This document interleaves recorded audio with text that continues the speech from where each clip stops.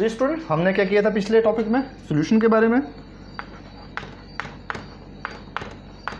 आज क्या करेंगे हम लोग, कंसंट्रेशन टर्म्स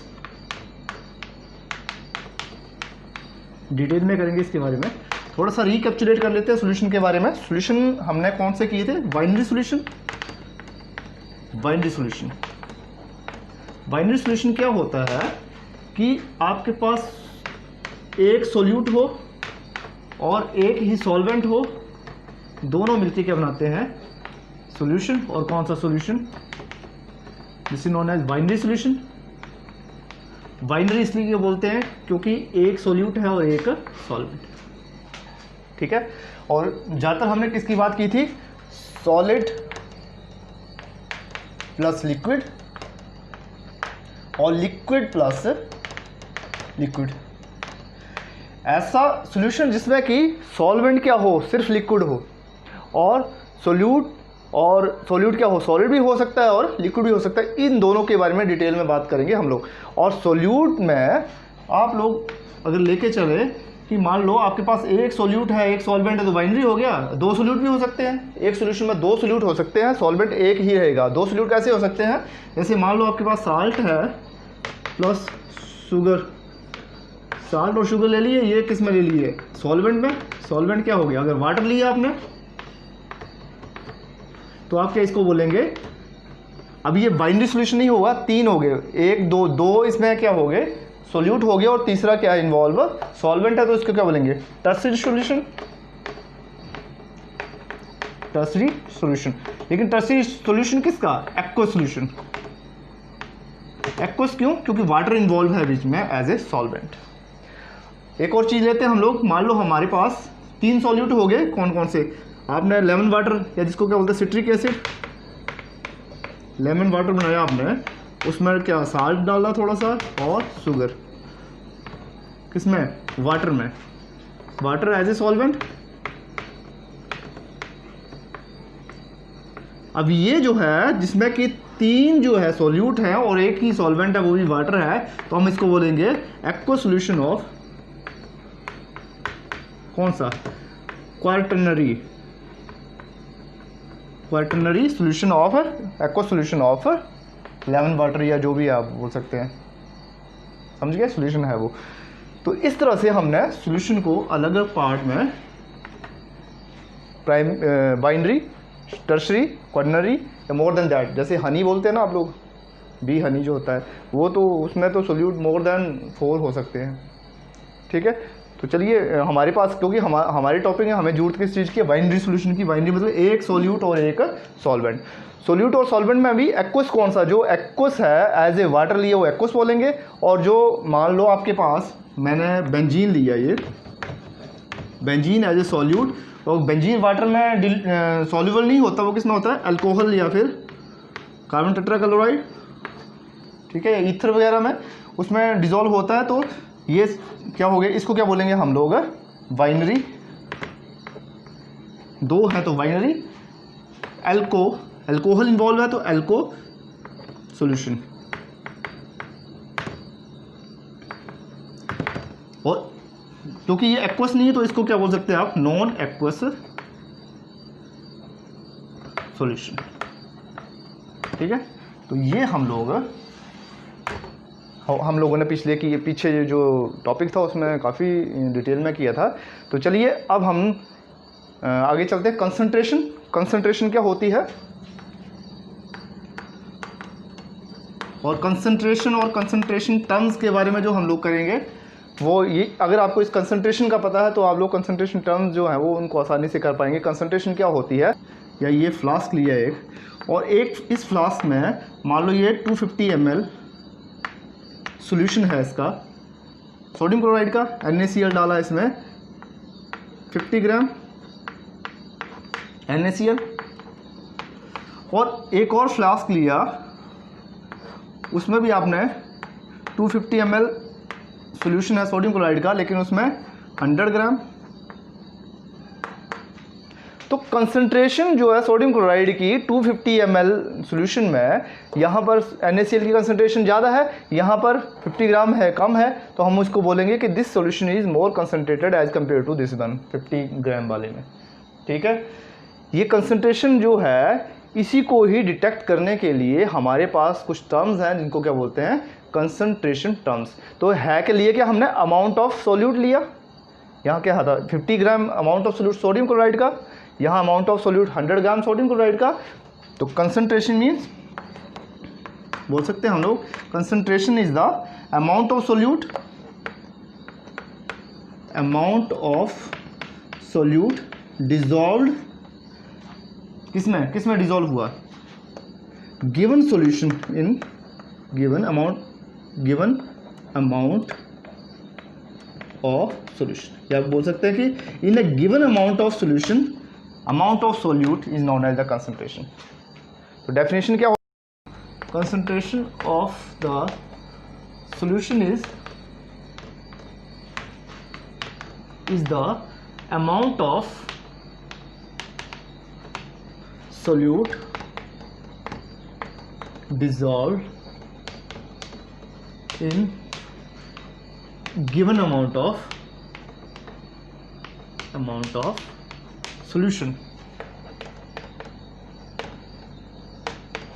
किसी सॉल्यूशन में कितना अमाउंट आपने सोल्यूट का डाला है, उसको मिला के सॉल्यूशन बना, तो उसको क्या बोलेंगे हम लोग, कंसंट्रेशन। अगर वो कम है तो उसको क्या बोलेंगे, वो डाइल्यूट है, और अगर उसकी आपने धीरे धीरे अमाउंट बढ़ाते गए तो वो क्या हो गया, कंसंट्रेटेड सॉल्यूशन। तो कंसंट्रेशन, इसी कंसंट्रेशन को, क्योंकि आपको पता है कि जो मॉलिक्यूलर साइज होता है सॉल्यूशन के, जो मॉलिक्यूल्स है उसका साइज कितना होता है, ऑलमोस्ट 1000 पिकोमीटर के बराबर होता है। तो इसको डिटेक्ट करने के लिए हमारे पास डिफरेंट कंसंट्रेशन टर्म्स हैं। तो कौन कौन सी कंसंट्रेशन टर्म्स है वो हम लोग करेंगे। तो कंसंट्रेशन टर्म्स करने के से पहले आप लोगों को एक चीज़ का पता होना चाहिए कि हम लोग 3 क्वांटिटी का जनरल इस्तेमाल करते हैं। कौन कौन सी जो क्वांटिटी है वेट मेजरमेंट की, एक तो वॉल्यूम, जैसे हमने कोई मार्केट में गए, आपने मिल्क लेना है या फिर आप ऑयल लेना है तो आप बोलते हैं कितने लीटर। और अगर कोई चीज़ आपने वेट में लेनी है, जैसे आपने बोला कि आलू लेने हैं 2 किलोग्राम लेंगे, चीनी लेंगे आप लोग 1 किलोग्राम, तो वो वेट में होगी। और नंबर होता है, जैसे आपने कोई पेंसिल वगैरह लेनी है, वो 1 डजन पेंसिल, ठीक है, तो क्वांटिटी 12 पेंसिल लेनी है, 15 पेंसिल लेनी है, 4 पेन लेने हैं, तो तीसरा क्या आ गया, नंबर। तो इन तीनों का ही बहुत बड़ा रोल है कंसंट्रेशन टर्म्स में, ठीक है। और ये जो कंसंट्रेशन टर्म्स हैं, इनका इफेक्ट होता है टेम्परेचर पर। जनरली जो वॉल्यूम है, ये इस पर टेम्परेचर जो है वो इफ़ेक्टिव होता है, और जो वेट है और नंबर है, इन पर टेम्परेचर जो होता है उसका इफेक्ट नहीं होता है। एग्जाम्पल के लिए मान लो आपने चाय बनाने रखी, ठीक है, तो ये चाय आप इसको गर्म कर रहे हैं, ठीक है, तो आपने देखा होगा जब आप टेम्परेचर इंक्रीज़ करते हैं तो अगर ये बॉईल करती है तो ये इंक्रीज़ करता है इसका वॉल्यूम, ठीक है, इसका तो इंक्रीज़ करेगा। आपने जो बर्तन है उसका अगर ये मान लो स्टील का है तो वो भी तो फैलती है, वॉल्यूम बढ़ता है। लेकिन अगर इसको बोलें कि अगर आप इसको वेट करें तो क्या इसका वेट गर्म करने से किसी चीज़ का जो वेट है वो उस पर तो कोई असर नहीं होता, वो कम या ज़्यादा नहीं होता, वो तो वेट तो वैसे ही रहेगा, मास तो उसका चेंज नहीं होगा, ठीक है। तो वेट पे और नंबर पे, नंबर भी कोई कम या ज़्यादा नहीं होगा। जैसे 10 पेन लिए, उसका टेम्परेचर इंक्रीज़ कर दी तो 9 थोड़ा रह जाएंगे, नंबर तो नंबर ही रहेगा, ठीक है। तो वेट और नंबर पर टेम्परेचर का असर नहीं होता, या आप ऐसे बोल सकते हो कि वेट एंड नंबर वो terms are independent of temperature, और वॉल्यूम डिपेंड्स अपॉन टेम्परेचर। तो हम लोग ये जो कंसंट्रेशन टर्म्स हैं, इसमें क्योंकि जिनमें हम वॉल्यूम इन्वॉल्व है, सॉल्यूट और सॉल्वेंट में वॉल्यूम इन्वॉल्व है, दोनों में से किसी एक में ही वॉल्यूम इन्वॉल्व है, तो उसको तो हम लोग बोलेंगे टेम्परेचर डिपेंडेंट। और जिसमें वेट और नंबर इन्वॉल्व है उसको बोलेंगे हम लोग टेम्परेचर इंडिपेंडेंट। और क्वेश्चन भी आता है पेपर में, आपको पक्का एक नंबर का क्वेश्चन यहाँ से आता है कि which of the following terms is temperature independent. तो हम लोग करते हैं, डिफरेंट टर्म्स को करते हैं। कौन कौन सी टर्म्स हैं? टेम्परेचर डिपेंडेंट टर्म्स लिख लेता हूँ एक साइड में, टेम्परेचर डिपेंडेंट टर्म्स, और दूसरी ओर टेम्परेचर इंडिपेंडेंट, कि टेम्परेचर का जिन पर कोई असर नहीं होता है। वेट और जो नंबर वाली टर्म्स है वो टेम्परेचर इंडिपेंडेंट लेंगे। टेम्परेचर डिपेंडेंट में जो सबसे पहली जो टर्म आएगी वो कौन सी आती है? Strength, it is noted by S. Second one is percentage, percentage में वॉल्यूम बाई वॉल्यूम परसेंटेज, और तीसरा वेट बाई वॉल्यूम परसेंट। ये वाई मतलब कि ये जो ऊपर सोल्यूट और नीचे वाला सॉल्यूशन। जनरली हम लोग मैक्सिमम जितनी भी टर्म्स करेंगे सोल्यूट वर्सेस सॉल्यूशन होगी, सोल्यूट वर्सेस सॉल्यूशन। मतलब कंसंट्रेशन हम ऐसे नोट किया था ना कि नंबर ऑफ या amount of solute in the given amount of solution, ठीक है। तो सोल्यूट वर्सेस सॉल्यूशन आएगा, volume versus volume, weight versus weight. Fourth is molarity, बहुत इंपॉर्टेंट है, इसको मैं स्टार लगा देता हूँ, बहुत इंपॉर्टेंट है ये। मैक्सिमम आपको क्वेश्चन जो पूछे जाते हैं वो मोलैरिटी से रिगार्डिंग होते हैं, या फिर आपको जो फिफ्थ टर्म है नॉर्मेलिटी।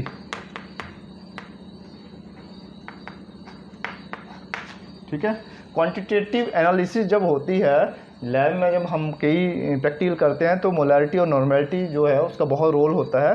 दो और टर्म्स आएंगी, मोलैरिटी एंड मोल फ्रैक्शन, वो हम लोग टेम्परेचर इंडिपेंडेंट में करेंगे।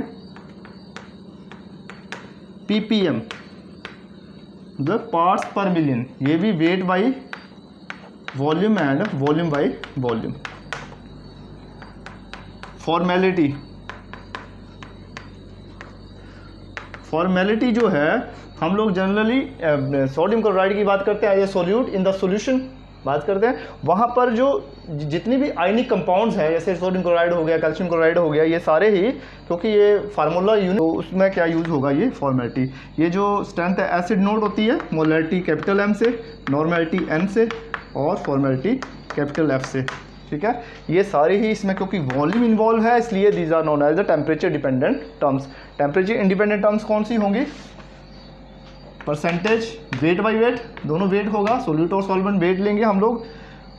दूसरा आपके पास मोलैलिटी, मोलैलिटी स्मॉल एम। उसके बाद यहाँ पर mole fraction, very important, mole fraction, ये एक्स से नोट होता है, यहाँ मैं स्टार लगा देता हूँ, ये बहुत इंपॉर्टेंट है। और जनरली हम आगे डिस्कशन में इनका डिटेल में मैं अलग से इसका वीडियो बनाऊंगा एक, चारों टर्म्स का। चौथा है यहाँ पर पीपीएम, पार्ट्स पर million wait by wait. Ppm का जनरली यूज़ होता है, जैसे पार्ट्स पर मिलियन मतलब 10 लाख में से, 1 मिलियन 10 लाख का होता है, तो 10 लाख में से, जैसे परसेंट होता है 100 में से। ये हम लोग सॉल्वेंट जो है, सोल्यूट, बड़े माइन्यूट सोल्यूट है, उसको डिटेक्ट करने के लिए आपने देखा होगा कि पोल्यूशन का अगर हमने डिनोट करना हो पोल्यूशन की मात्रा को, तो कितना पोल्यूशन है तो हम पीपीएम में डिनोट करते हैं। यहाँ पर पार्ट्स पर मिलियन भी होता है, पार्ट्स पर बिलियन भी होता है, ठीक है, पार्ट्स पर 1000 भी होता है। तो इसका रोल तो काफ़ी है, लेकिन ज़्यादा डिटेल में हम नहीं जाएंगे। जो मेन टर्म्स है वो हम लोग, ये जो 4 टर्म्स हैं इनको हम लोग इसके क्वेश्चन करेंगे, उसको डिटेल में पढ़ेंगे। तो इसको नोट ये देखते हैं हम लोग। फर्स्ट कंसंट्रेशन टर्म्स लेते हैं, कौन सी है? स्ट्रेंथ, इसको डिनोट करते हैं एस से। डेफिनेशन कर लेते हैं, उसके बाद इसको समझते हैं कि amount of solute in grams present in 1 litre of solution. मतलब सॉल्यूशन किसमें दिया हुआ है, आप बोल सकते हैं कि volume of solution in litre और amount of solute in grams. ठीक है, तो इसको क्या बोलेंगे? स्ट्रेंथ।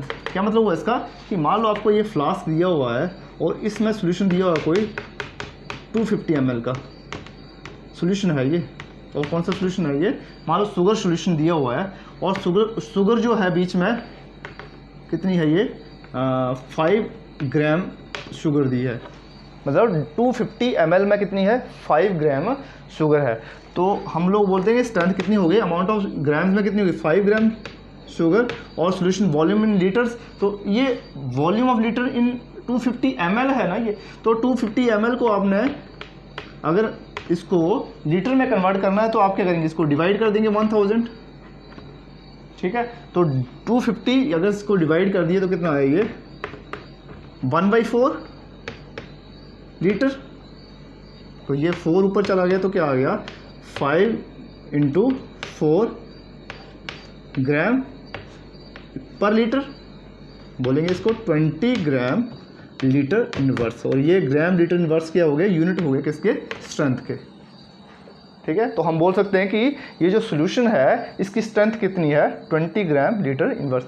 अगर मान लो यहाँ पर 5 ग्राम नहीं होता 10 ग्राम होता तो स्ट्रेंथ क्या होगी, कितनी होगी स्ट्रेंथ, तो 10 से अगर ये 5 होता 10 होता तो 40 स्ट्रेंथ बढ़ गई, ठीक है। तो जैसे जैसे आप सोल्यूट इंक्रीज करते जाएंगे स्ट्रेंथ इंक्रीज होती जाएगी। तो चलिए इसको नोट करिए। नेक्स्ट क्या है, परसेंट, कौन सा, वॉल्यूम बाय वॉल्यूम, मतलब क्या है कि कब यूज़ होती है दिस टाइप ऑफ परसेंटेज, कैसे कब निकाली जाती है कि जब आपका सोल्यूट भी आपके पास लिक्विड में हो और सॉल्वेंट भी लिक्विड में हो। तो आप लिख सकते हैं कि this type of percentage is used when solute and solvent या फिर सॉल्यूशन, क्योंकि जो आपके पास सॉल्वेंट होता है वही जो है उसकी स्टेट सॉल्यूशन की भी होती है। अगर सॉल्यूशन जो है वो लिक्विड है तो आपके पास सॉल्वेंट भी इसका मतलब लिक्विड होगा। वो हमने सॉल्वेंट की डेफिनेशन की होगी, आपको याद होगा कि this type of percentage is used when solute and solvent solution both are in liquid state. अब मान लो आपके पास ए क्या है, सॉल्वेंट है, और बी क्या है, सॉल्यूट है, तो आपके पास सॉल्यूशन क्या बना, दोनों का ए प्लस बी।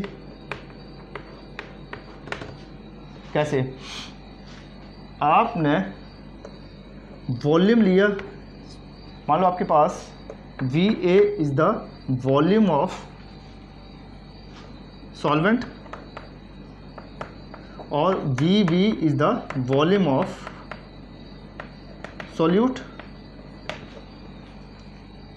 तो क्या हुआ आपके पास परसेंटेज निकालना 100 में से, तो यहाँ पर अगर ये आपके पास 10 ml होगा तो आपके पास सोल्यूट कितनी, अगर ये आपके पास 10 ml सोल्यूट होगा तो आपके पास सॉल्वेंट कितना होगा 90 ml, क्योंकि दोनों का जो पार्ट है दोनों का जोड़ कितना आना चाहिए 100 ml, क्योंकि परसेंट 100 में से ले रहे हैं तो आपने 100 ml मान के चलना है।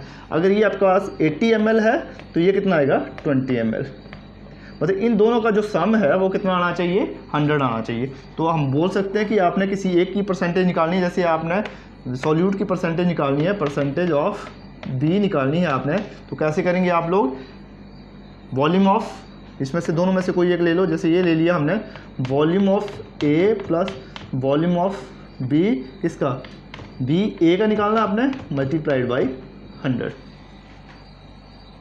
ठीक है। और अगर आपने यहाँ ए का निकालना है, तो अगर आपने बी का निकालना है तो बी वॉल्यूम ऑफ सॉल्यूट और दोनों का किस में से, सॉल्यूशन में से वॉल्यूम, और मल्टीप्लाइड बाई 100 निकाल सकते हैं आप। इसकी परसेंटेज कितनी होगी, ये अगर आप 90 लेके चल रहे हैं तो 90 प्लस 100 मल्टीप्लाइड बाई 100, तो कितना आया ये 90%। और अगर आपने इसकी लेनी है कितना आया 10%, तो 10 बाई 100 मल्टीप्लाइड बाई 100 कितना आया 10%। ये 90% लिखना यहाँ, क्योंकि आपने परसेंटेज निकाली है वॉल्यूम बाई वॉल्यूम। और कहाँ यूज़ होगा, यहाँ जहाँ आपके पास लिक्विड में ही आपके पास सोल्यूट है और लिक्विड में ही आपके पास मास, मतलब दोनों में सोल्यूट और सॉल्वेंट में क्या लेंगे हम लोग, सोल्यूट और सॉल्यूशन में क्या लेंगे, दोनों बाई मास लेंगे, that is wait by wait percent. Chemistry में वेट और मास जो हम लोग सिमिलर लेके चलते हैं, फिजिक्स में अलग अलग हो सकते हैं, केमिस्ट्री में हम लोग इसको सिमिलर लेके चलते हैं। वेट बाई वेट, यहाँ आपने ध्यान से समझना है कि वेट और वेट बाई वेट का मतलब क्या है, इसकी डेफिनेशन क्या आएगी कि mass of solute in gram dissolved in 100 ग्राम मास या फिर weight of solution. Mass of solute in grams dissolve in 100 gram mass of solution. अब ये 100 ग्राम मास ऑफ सॉल्यूशन जो है ये टेक्निकल टर्म है, इसको आपने समझना है।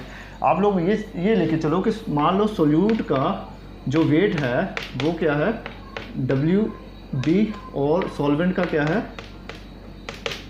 WA। तो सॉल्यूशन का क्या हुआ WA प्लस WB, दोनों का वेट किस में है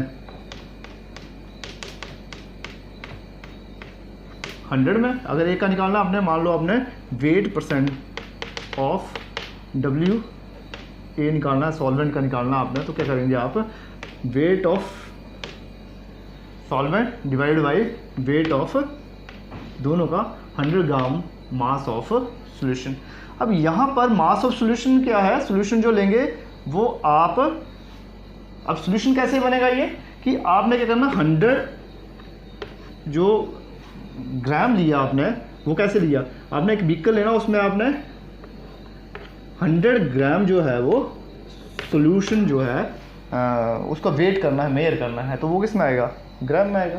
उसको आपने वे किया, उसका माप लिया। अगर आपने वॉल्यूम लेना होता तो क्या करना, आपने 100 ml करना था, लेकिन आपने क्या किया, इसको दोनों को मेजर किया, इसका सॉल्यूशन का वेट कितना आया 100 ग्राम के वेट किया इसका। तो वही आपने मान लो आपके पास सॉल्वेंट जो है वो 90 ग्राम है और सोल्यूट क्या है 90 ग्राम क्या है सॉल्वेंट है और 10 ग्राम क्या है सोल्यूट है, तो परसेंटेज कितनी आएगी। अपने सॉल्वेंट की निकालनी हो तो कैसे निकालेंगे आप, 90 gram divide by 100 multiplied by कितना आया 90% किसका आया आपके पास सॉल्वेंट का। तो जनरली अगर 90% इसका है तो 10 जो ग्राम है वो किसका आया आपके पास सोल्यूट का। ठीक है, निकाल सकते हैं आप WB over WA plus WB। ठीक है, तो वो 10% आएगा। चलिए नेक्स्ट हम लोग क्या लेंगे, लास्ट जो इसका परसेंटेज बाई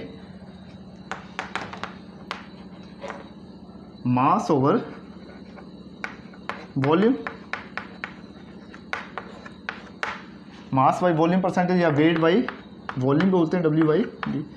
ये जो टर्म है वो टेम्परेचर इंडिपेंडेंट टर्म है क्योंकि दोनों में वेट इन्वॉल्व है। यहाँ पर अगर 100 ग्राम आपने सॉल्यूशन लिया तो इसका वेट जो होगा वो चेंज नहीं होगा, टेम्परेचर इंक्रीज करेंगे तो यहाँ पर वेट बाई वॉल्यूम है। अब आप क्या लेंगे 100 ml सॉल्यूशन लिया आपने, आप बोल सकते हैं इसकी डेफिनेशन में कि mass of the solute in mass of the solute in gram, mass जो वो ग्राम्स में लेंगे।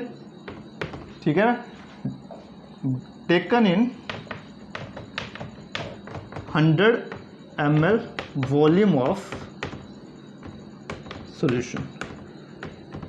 निकालना हो कि mass by volume percentage of A निकालनी हो तो कैसे निकालेंगे आप, mass of weight of WA और volume VA plus VV multiplied by 100। तो ये आपके पास क्या आ जाएगी यहाँ से मास by volume percent of solvent, यहाँ से निकाल सकते हैं अगर ये वैल्यू दी हुई है आपको। तो चलिए हम नेक्स्ट टर्म की ओर चलते हैं, ppm मतलब पार्ट्स पर मिलियन। तो जैसे हमने परसेंट किया था, परसेंट वॉल्यूम बाई वॉल्यूम किया था, परसेंट वेट बाई वॉल्यूम किया था, परसेंट वेट बाई वेट किया था, यहाँ जो इम्पोर्टेंट है परसेंट जो है ppm जो है वो वेट बाई वेट ज़्यादा इंपॉर्टेंट है क्योंकि मैंने आपको पहले बताया कि पोल्यूशन का डिटेक्शन करना हो या फिर जो ब्लड के बीच में जो छोटे छोटे पार्टिकल्स के बारे में कंफर्म करना हो तो पीपीएम टर्म का यूज़ किया जाता है। उसी को हम लोग आगे करेंगे कि पीपीएम वेट बाई वेट क्या है, कि amount of solute present, amount solute in grams present in per million